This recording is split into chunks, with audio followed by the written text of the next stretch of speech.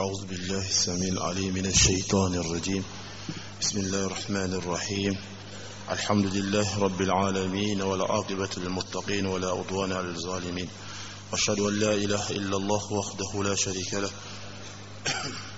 وأشهد أن محمدا عبده ورسوله أما بعد. Ensuite, ô vous les hommes, craignez Allah le Très-Haut, mettez en pratique ce qu'il vous ordonne et éloignez-vous de ce qui vous interdit et de ce que vous interdit le prophète sallallahu alayhi wa sallam. Dans le commentaire du hadith authentique rapporté par Bukhari et Muslim, Abu Daoud et An-Nasa'i, dans le hadith d'Abu Huraira Kalalagré, qui dit que le prophète sallallahu alayhi wa sallam a dit: évitez les 7 périls. Et ils ont dit: qui sont-ils, ô messager de Dieu? Et il a dit: donner des associés à Allah, la magie, tuer une âme qu'Allah a interdit de tuer sauf avec un motif légitime, de manger les biens de l'orphelin, manger l'usure, tourner le dos au combat, calomnier les femmes vertueuses insouciantes. Éviter les 7 périls, c'est-à-dire qui font périr. Ils ont été appelés ainsi parce qu'ils sont la cause du périssement de celui qui les fait. Qu'Allah nous en protège. Hafiz ibn Hajar dit: les 7 périls, c'est-à-dire les grands péchés. Le prophète sallallahu alayhi wa sallam a commencé dans ce hadith par le plus grand péché qui est le shirk, l'associationnisme. Oh mon bien-aimé en Allah, certes l'association shirk est la plus pire des injustices et la plus laide des ignorances et le plus grand péché. Ainsi, tous les prophètes n'ont pas appelé les gens à une chose autre avant l'appel à l'unicité d'Allah, le tawhid. Et les prophètes, avant toute chose, ont averti de ne pas tomber dans le shirk. Allah a fait beaucoup de menaces, des châtiments sévères contre le shirk. Allah subhanahu wa ta'ala dit: Allah ne pardonne point qu'on lui associe une divinité. À part cela, il pardonne à qui il veut. Allah subhanahu wa ta'ala dit: et quiconque associe à Allah d'autres divinités, Allah lui interdit le paradis, et son refuge sera l'enfer, et pour les injustes pas de secoureurs. Et Allah a exhorté ses créatures préférées, qui sont les prophètes, en leur disant: s'ils avaient associé, vaines seraient devenues leurs œuvres. Mais il a exhorté son bien-aimé, maître de ses prophètes, et le guide des préférés, le chef des monothéistes, le modèle des véridiques, Muhammad sallallahu alayhi wa sallam, en disant: certes, je t'ai fait une révélation, et à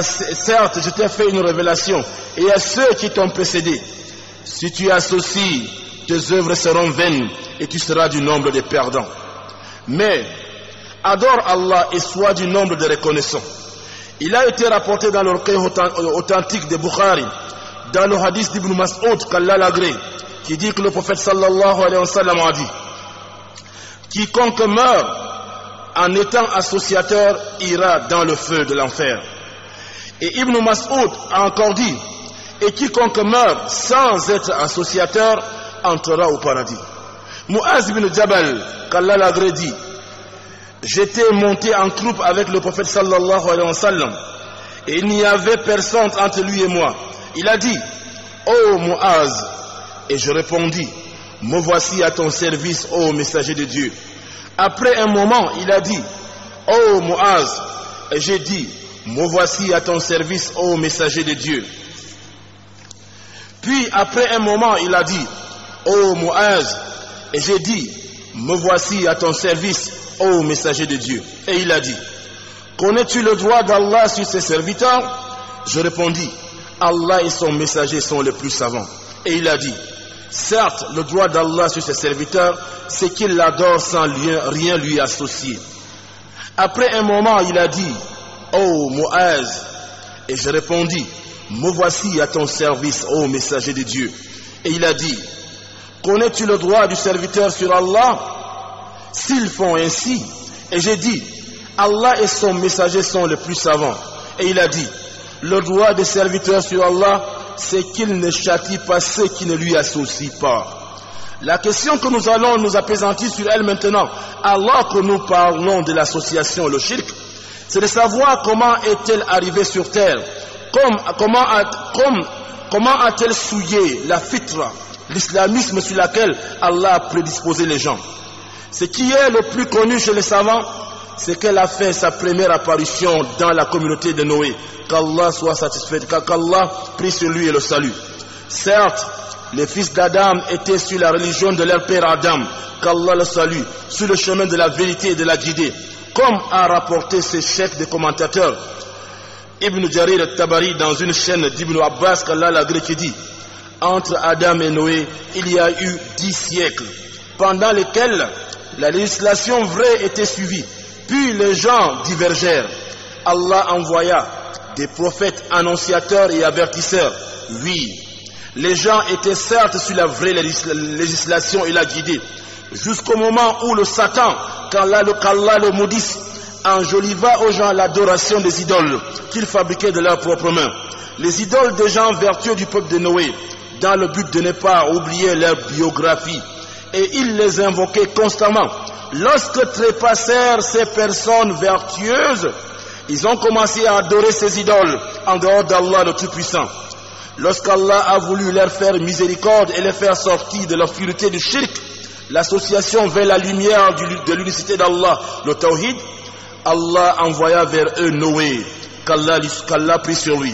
Il resta 1000 ans moins 50 parmi eux, les appelant à Allah le Très-Haut, des nuits comme des jours, en public et en secret. Mais ils se sont détournés et se sont enflés d'orgueil.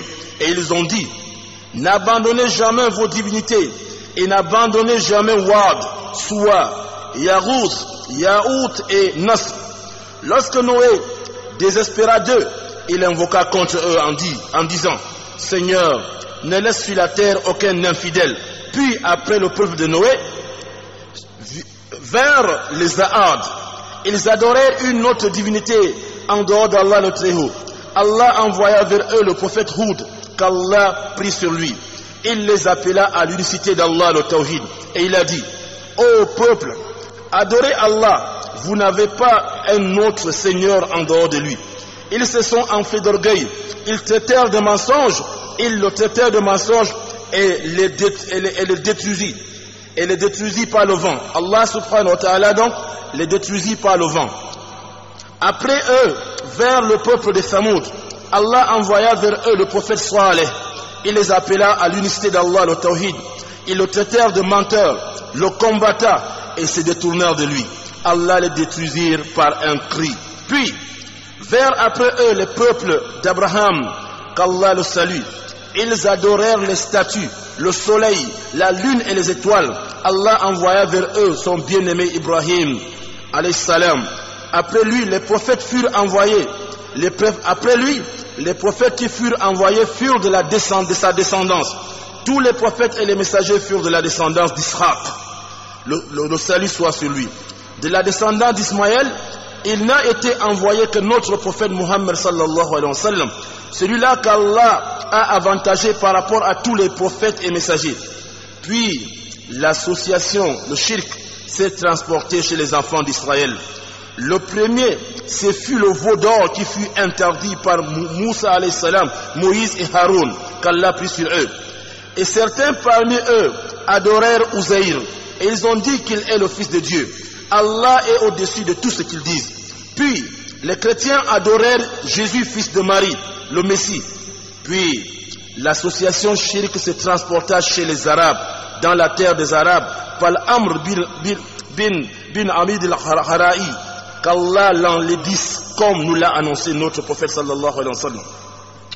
Puis Allah envoya à l'humanité tout entière l'imam des monothéistes, le modèle des véridiques et le maître des prophètes et envoyé, Muhammad sallallahu alayhi wa sallam.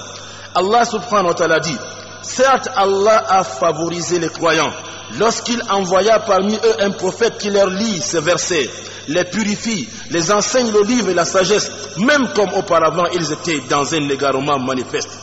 Le prophète se leva pour les appeler à l'unicité d'Allah, le Tout-Puissant. Parmi eux, il y a ceux qui ont refusé, tourné le dos et mécru, et ils ont dit: rendrais-tu toutes les divinités en un Dieu unique? Ça, c'est quelque chose d'étonnant. La deuxième sorte de shirk, c'est la petite association comme l'ostentation, c'est-à-dire faire les choses pour se faire voir des gens, jurer au nom de quelqu'un d'autre en dehors d'Allah, et le fait de dire Allah a voulu et un tel a voulu, ou si ce n'était Allah et un tel, telle chose n'aurait pas eu lieu, et les choses semblables à cela. Certes, cela ne sort pas l'individu de l'islam, mais il est très dangereux et son péché est grand, et il conduit au grand péché. Ô serviteur d'Allah, vu le grand danger qui se trouve dans le shirk, l'association, il est donc indispensable aux musulmans de le connaître afin de s'en éloigner.